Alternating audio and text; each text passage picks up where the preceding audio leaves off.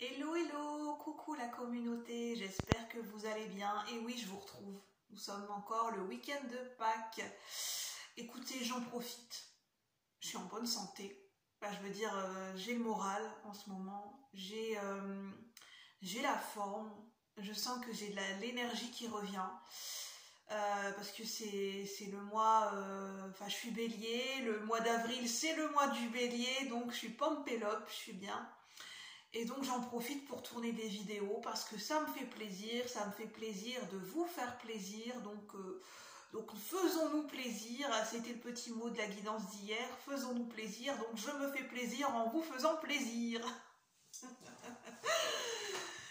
et je me fais plaisir en mettant plein d'encens en ce moment. Bon, c'est peut-être pas trop recommandé de mettre trop d'encens, mais en fait, sentir l'odeur de l'encens en ce moment, ça me fait énormément de bien.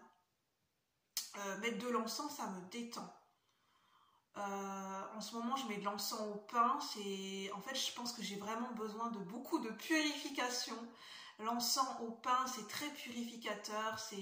Ça repousse les énergies négatives les plus puissantes. Et là, c'est de la sauge blanche. Et je sens que j'ai un gros besoin de nettoyer mon espace sacré en ce moment. C'est peut-être pour ça.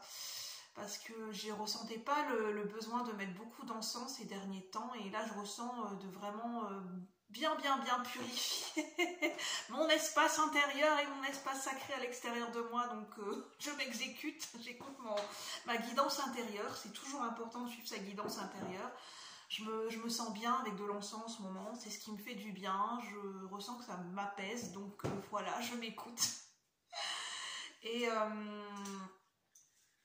voilà, et en ce moment, je ressens des impulsions, mais vraiment des impulsions qui me viennent spontanément à tourner des vidéos.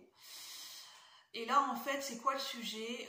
En fait, j'ai remarqué, je vois tourner des vidéos astrologiques en parlant d'une nouvelle lune en bélier le 20 avril. Et mon ego qui se met en berne et qui dit « Mais attends, il doit y avoir une erreur, la nouvelle lune en bélier, elle est déjà passée, donc ça doit pas être ça, ça doit être une erreur. » Mais non, que nenni. C'est mon ego qui veut toujours avoir raison. Effectivement, en fait, au mois d'avril, on va avoir deux nouvelles lunes. On a eu une nouvelle lune en bélier qui est déjà passée. Je ne sais plus quand. Le 21 mars, je crois, si je me souviens bien. En même temps que l'équinoxe de printemps. Et on a une deuxième nouvelle lune en bélier le 20 avril 2023. Donc c'est vraiment un événement qui est majeur pour ce mois d'avril, pour ce printemps. Deux nouvelles lunes dans le même signe.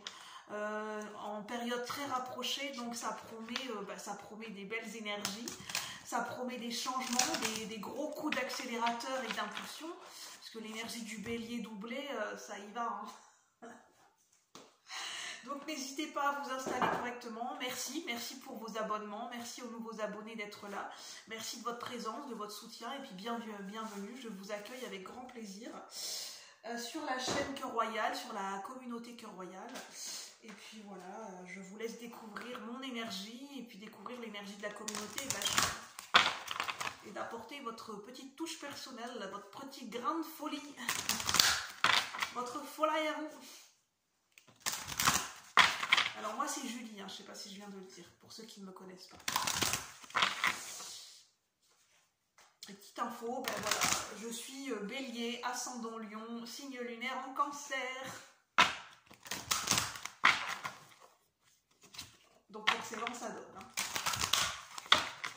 Ah, je me sens bien. Vraiment, ce week-end de Pâques, il y a de très belles énergies au niveau collectif. Je me sens très bien. Je me sens super bien. Ce matin, j'ai fait un soin énergétique qui m'est venu spontanément de faire. Un soin énergétique du docteur Luc Baudin sur YouTube, et ça m'a mis dans des bonnes vibes, et pour une fois j'ai pu fermer les yeux, j'ai pu me concentrer sur mon corps, sur les sensations de mon corps, j'ai pu vraiment travailler ma souplesse au niveau corporel, j'ai pris le temps de respirer, de méditer, de faire de la souplesse au niveau de mon corps, et ça m'a fait énormément de bien. Donc la gymnastique douce, la méditation, la détente, la musique, la respiration en ce moment, c'est l'idéal, ça va vraiment vous faire du bien pour ceux et celles qui se sentent appelés par ces pratiques.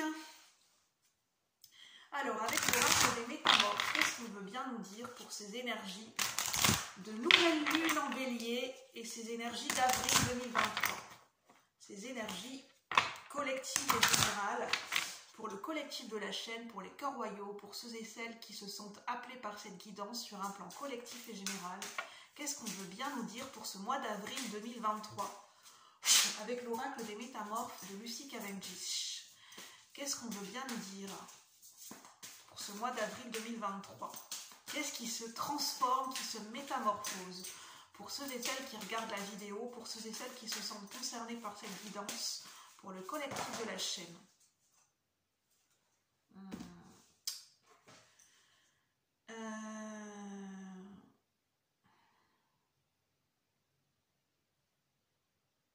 En fait, je sens que...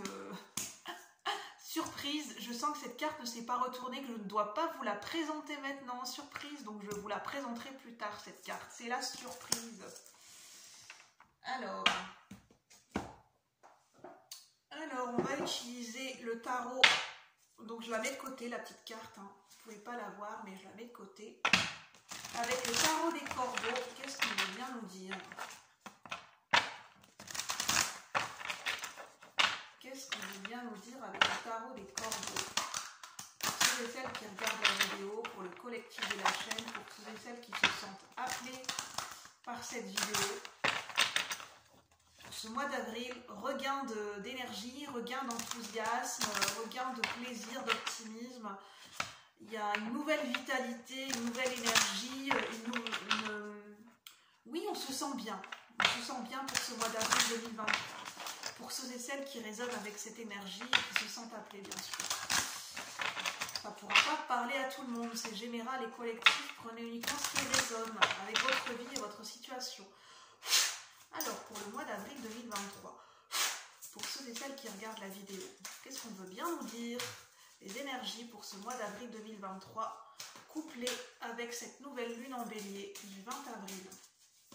Qu'est-ce qu'on veut bien nous dire pour ce mois d'avril 2023? Couplé avec ces énergies de nouvelle lune en bélier du 20 avril 2023. Je ressens un regain d'énergie, ça va pulser au niveau du chakra du plexus solaire, ça va... il y a quelque chose qui demande à sortir. Hein, je ressens une pulsion, un regain d'énergie qui va vraiment être très forte au niveau du chakra du plexus solaire. Ça va être tellement fort ce regain d'énergie qu'au niveau du corps et au niveau du plexus solaire et du cœur, ça va être une impulsion intérieure, pas forcément une impulsion qui a ce besoin d'être manifestée à l'extérieur dans un acte concret, mais intérieurement, on va le sentir, ça va pulser. Voilà.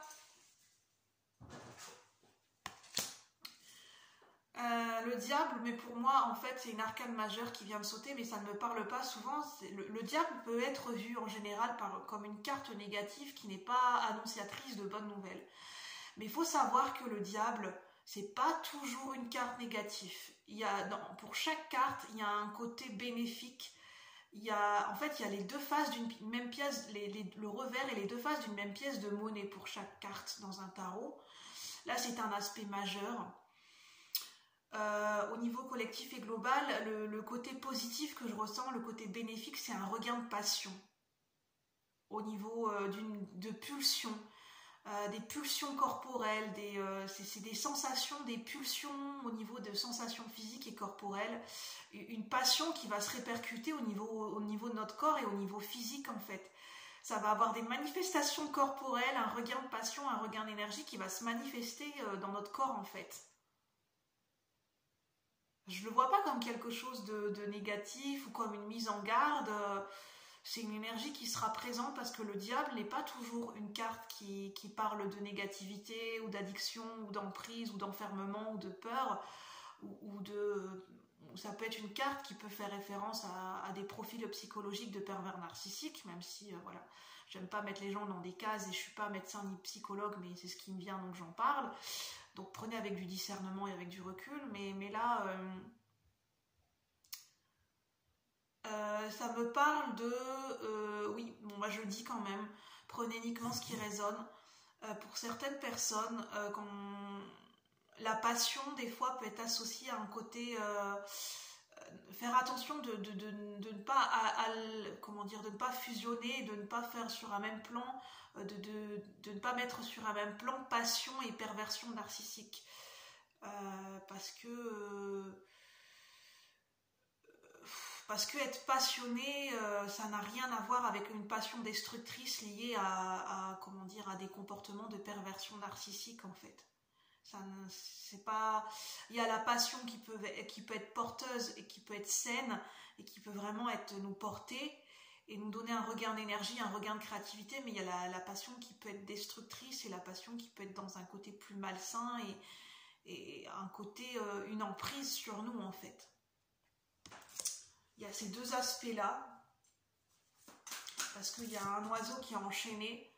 Donc attention de ne pas enchaîner nous-mêmes notre propre liberté d'être, de penser, notre liberté d'avoir, liberté de posséder.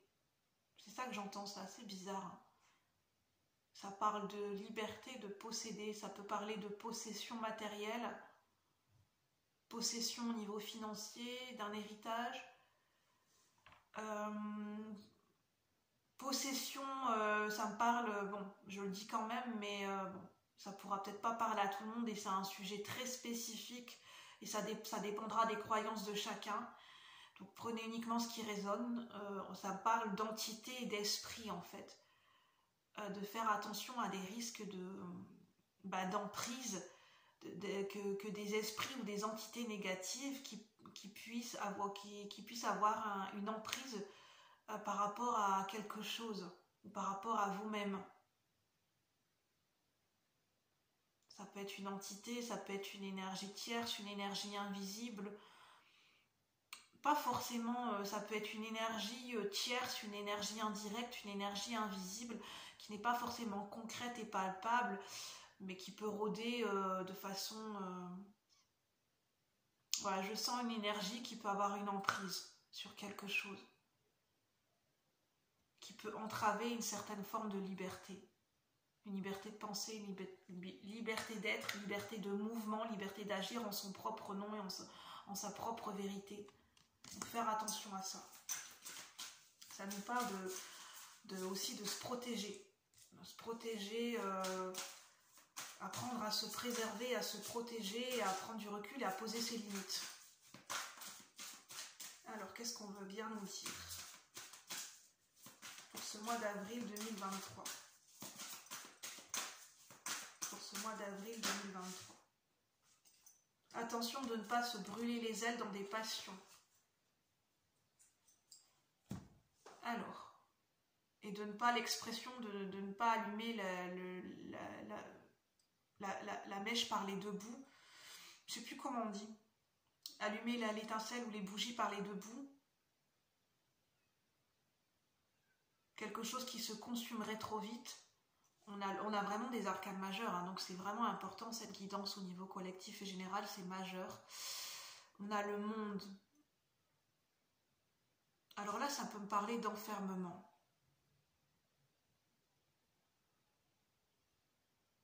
D'être enfermé dans une bulle, enfermé dans un cocon, enfermé dans une cage dorée. Ça me parle de se libérer d'une emprise liée à des possessions matérielles, liée à des possessions, liée à des emprises financières, des emprises au niveau de possession matérielle qui nous enferment dans une illusion de confort et de cage dorée. Il y a un sentiment d'enfermement en fait parce que quelque part ça joue, ça impacte notre liberté d'être, notre liberté de mouvement et surtout la liberté au niveau de notre âme. Parce qu'il y a le côté il y a notre être humain, il y a notre incarnation terrestre liée à notre mental et à notre ego, mais il peut y avoir aussi il y a le cœur et l'âme. Où se situe le cœur et l'âme dans tout ça, notre vérité supérieure liée à notre moi supérieur divin, notre cœur, notre âme, où est-ce qu'il se situe dans tout ça en fait. Faire un point sur ses réels désirs et sur ses réelles envies en fait. Est-ce que c'est quelque chose qui nous élève? Est-ce que c'est quelque chose de porteur? Est-ce que c'est quelque chose qui nous permet de nous expandre? Est-ce que c'est quelque chose qui nous libère, qui nous permet d'être en contact avec notre liberté intérieure? Là, on ne parle pas de liberté extérieure. La liberté, c'est avant tout quelque chose d'intérieur. C'est une énergie intérieure, être se sentir libre à l'intérieur de soi. Et on a le 5 de denier. Le 5 de denier, ça peut parler de pauvreté. Mais de pauvreté intérieure. De ce sentiment de perte, de manque, de pauvreté intérieure. De se sentir misérable à l'intérieur de soi. De ne pas se sentir riche intérieurement, de ne pas se sentir nourri, de ne pas se sentir abondant intérieurement. Mais plutôt d'avoir l'impression de se sentir dans la perte, dans l'échec et dans l'impuissance. Mais c'est intérieurement que ça se joue en fait.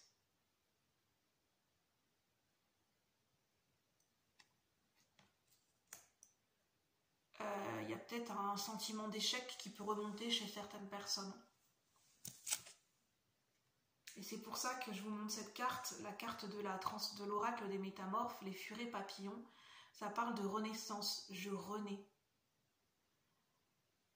Ça parle vraiment de renaître à soi-même, de renaître pour soi-même, de renaissance et de transformation intérieure.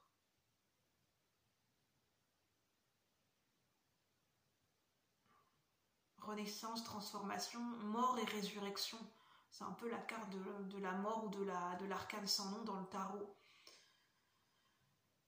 C'est de transmutation, de transformation intérieure.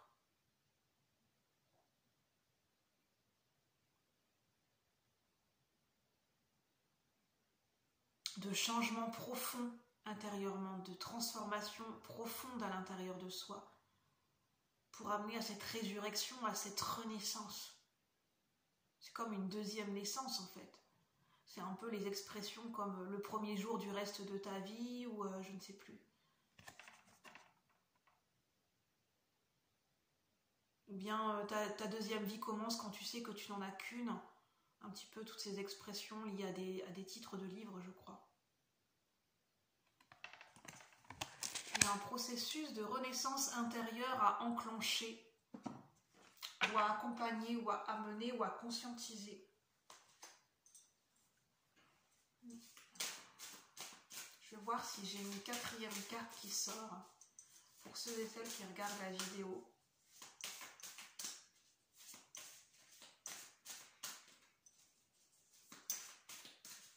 C'est marrant, enfin c'est pas marrant, comment dire. Je ressens toujours cette bonne énergie, cette énergie de peps, cette énergie de regain d'énergie. Mais derrière ça, en fait, c'est pas contradictoire, mais c'est complémentaire. Il y a le côté lumière, il y a le côté lumineux, mais il y a l'ombre aussi. Il y a l'ombre à regarder, il y a le travail du shadow work, en fait, du travail de l'ombre. Parce que la lumière, il n'y a pas d'ombre sans lumière et il n'y a pas de lumière sans ombre. Et en fait, il y a toujours cette coexistence et cet équilibre à trouver entre la lumière et l'ombre. Il n'y a pas que les énergies positives d'un côté, les énergies négatives, ou bien il n'y a pas que les énergies qui nous plaisent, qui nous semblent agréables, et les énergies qu'on basse, qu'on se dise, qu'on met de côté. Ben non, l'un ne va pas sans l'autre en fait. Même dans la vie, il y aura toujours des périodes où les deux seront toujours liés, coexisteront toujours en fait. Et c'est dans l'équilibre qu'on peut trouver l'harmonie. Et la véritable joie de vivre, l'authentique joie de vivre, l'authentique joie de vivre intérieure qui est réelle, c'est quand on trouve cet équilibre en soi entre l'ombre et la lumière en fait, entre les différentes facettes de soi-même et entre les différentes énergies qui cohabitent dans le monde aussi. Parce qu'on ne peut pas séparer, en fait c'est l'illusion de la matière et de la société qui nous fait croire qu'on peut séparer d'un côté le bien et le mal, mais le bien et le mal, enfin, de ce qu'on a appelé, coexistent tout le temps ensemble en fait. Ils ne sont jamais vraiment séparés des uns et des autres, et même en nous en fait. Il n'y a pas un côté lumineux d'un côté de notre être qui dirait moi je prends le côté gauche de la maison et toi tu prends le côté droit et on met une limite, on met une barrière, on marque, voilà, créer un territoire et puis on ne doit pas franchir le territoire de l'un ou de l'autre. Ben non, il y a... ça marche pas comme ça en fait, l'ombre et la lumière, c'est ce qu'on me rappelle pour moi-même et pour nous en général. Alors on a la reine d'épée justement qui met de l'ordre. Cette carte, elle me fait rire parce que cette reine d'épée qui est symbolisée sous la forme d'un corbeau, on dirait une hôtesse de l'air qui est en train de faire les gestes, les gestes des premiers secours dans l'avion. Enfin, vous savez, les gestes à faire pour dans l'avion en fait, pour les passagers. Ça me fait penser à une hôtesse de l'air ou à une dame qui travaille sur l'autoroute ou une policière ou enfin je sais pas, un agent de la circulation comme dans les gendarmes de Saint-Tropez dans le gendarme et les gendarmettes et qui fait les gestes pour que ça circule de manière ordonnée au niveau de la circulation des automobilistes. Ça me fait ça. C'est un arbitre, quelqu'un qui fait l'arbitre, quelqu'un qui coordonne les actions, qui coordonne les différentes énergies en fait. En fait c'est un petit peu nous à faire avec notre propre énergie intérieure, de coordonner, d'ordonner, de mettre de l'ordre dans les différentes énergies, dans les différents mouvements, dans les différentes énergies à l'intérieur de nous-mêmes en fait, et dans les différents aspects de notre vie. Mais ça passe déjà par une pensée qui est claire et ordonnée, de mettre de l'ordre dans nos pensées et dans nos idées de manière stratégique pour faire du tri et pour les ordonner faire du tri en fait comme trier dans des dossiers, dans des classeurs, dans un bureau, dans différentes pochettes. C'est un petit peu ça en fait, de stocker dans différents tiroirs de notre mémoire à l'intérieur de nous. Et on a la roue de la fortune, ça nous parle de changement. On a quand même 3 arcanes majeurs, donc ce mois d'avril il est prépondérant, il est majeur au niveau collectif et général. Et c'est un mois qui est vraiment très important et très majeur. La roue de fortune, ça parle de changement. Il y a des choses qui vont bouger, il y a des choses qui vont changer, il y a des choses qui vont au niveau collectif et général et peut-être même individuellement, selon vos situations de vie, ça va bouger. Il va y avoir des changements pour certaines personnes. Attendez-vous à des changements majeurs des changements majeurs qui vont débuter et s'enclencher pour ce mois d'avril et qui sont peut-être se répercuter et s'infuser dans les différents mois qui vont suivre. Jusqu'à la fin de l'année 2023, début d'année 2024, j'entends. Il y a des gros changements majeurs qui commencent à s'enclencher en avril. Pour certains, ce sont des changements intérieurs. Déjà dans votre manière de penser, c'est une renaissance intérieure. Pour d'autres, ça sera des changements déjà à l'extérieur, des actions concrètes, des changements au niveau professionnel, au niveau personnel, au niveau d'emménagement, déménagement, au niveau de la vie sentimentale. Il va y avoir des gros changements pour certaines personnes qui vont s'enclencher déjà. Donc c'est pour ça qu'on me dit, préparons-nous, parce que ça va bouger au mois d'avril, ça va commencer à bouger au mois d'avril. Pour sortir d'une zone de confort, de tout ce qui commençait à nous enfermer.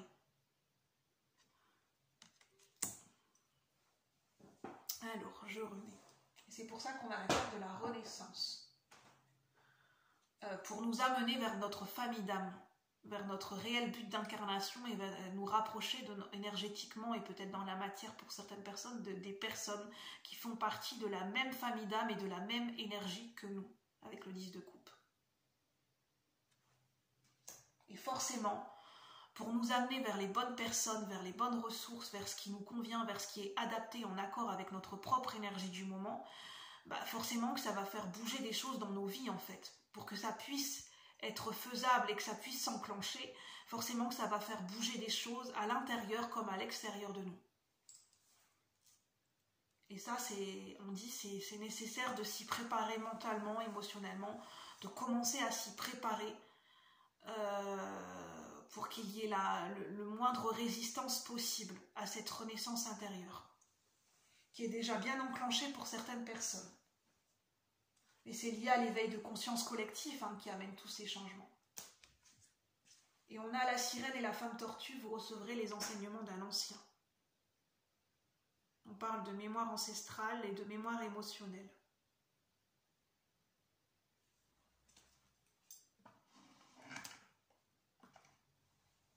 J'entends, c'est les anciens, donc les personnes, comment dire, d'un certain âge, qui ont une certaine sagesse et un certain vécu, qui vont pouvoir nous aider, qui auront toute leur utilité, toute leur place, et qui auront un rôle à jouer dans les mois à venir. Les plus anciens, j'entends, les anciens corps de métier. Il y a des corps de métier, des anciens corps de métier qui vont être remis au goût du jour et remis sur le devant de la scène pour aider un petit peu la société à se remettre à flot, j'entends, pour les mois à venir. Au niveau militaire, j'entends, au niveau artisanal, voilà. Je vais prendre une carte du Dixit. Le Dixit Journey. Je vais vous montrer la boîte avec le Dixit Journey. On va voir ce que ça nous dit.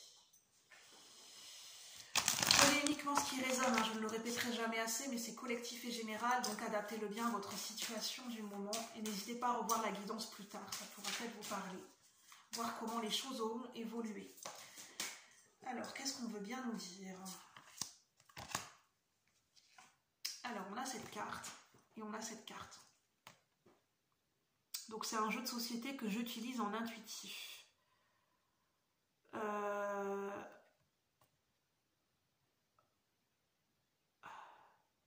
Ça nous parle d'être guidé et d'être suivi sans s'en rendre compte. De quelque chose qui se passe en discrétion, derrière les coulisses. Derrière le rideau, derrière les coulisses, quelque chose qui se prépare, en toute discrétion. Et là, on a le temps, le sable qui s'écoule dans une clepsydre, et la clepsydre est cassée.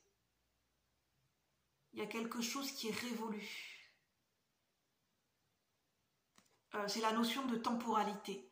On ne peut, à l'heure d'aujourd'hui, dans les nouvelles énergies dans lesquelles nous sommes, sur Terre et collectivement et mondialement, nous ne pouvons plus vivre de la même façon que nous vivions avant, en termes de temps, de temporalité, du fait de notre vision des choses, du passé, du présent et du futur, en pensant que le temps est linéaire, que le temps suit toujours une ligne droite. C'est entièrement faux et illusoire, c'est ce qu'on me dit. Le temps n'est pas linéaire, le temps est une boucle, le temps fonctionne par cycle, et le temps est une illusion en nous-mêmes. Parce que dans les énergies, le temps n'existe pas. Tout est toujours actuel et en même temps révolu. Le passé, le présent et le futur coexistent sur un même plan de conscience sans que nous le sachions, sans que nous en ayons conscience concrètement. Le passé n'est pas séparé du présent et n'est pas séparé du futur. Tout est lié, tout est cyclique. Le temps n'est pas linéaire, le temps en lui-même n'existe pas. Donc nous ne pouvons pas contrôler les choses en pensant contrôler le temps. Parce que c'est bien plus simple et complexe à la fois que cela. Et ça, c'est révolu. C'est illusoire. C'est quelque chose qui est obsolète et désuet, qui est quelque chose qui est révolu dans les nouvelles énergies.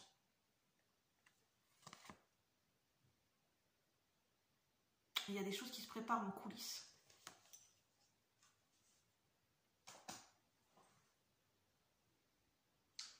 Bon, j'ai pas d'autres messages à transmettre, je pense, donc je vais en rester là. Donc prenez uniquement ce qui résonne, n'hésitez pas à liker, à commenter, à partager si vous pensez que ça peut aider d'autres personnes. Et moi je vous souhaite une bonne semaine, un bon début de semaine, et une bonne fin de dimanche, et je vous dis à bientôt. Namasté, merci la communauté.